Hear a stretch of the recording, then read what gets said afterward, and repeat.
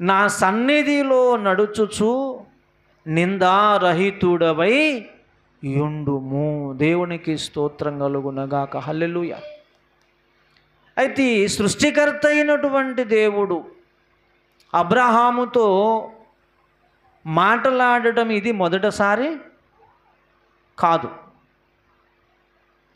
ఆదికాండము 17వ అధ్యాయములో యెహోవా దేవుడు అబ్రాహాముతో మాట్లాడుతూ ఉన్నాడు.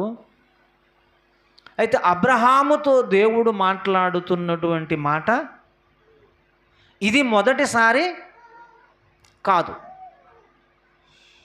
మరి ఎప్పుడు మాట్లాడాడు ఇంతకు ముందు అని గనుక మనం ఆలోచన చేసినట్లయితే ఆదికాండము 12వ అధ్యాయములో మొదటి వచనం నుండి గనుక మనం చదివినట్లయితే ఈ దినాన మీకు ఒక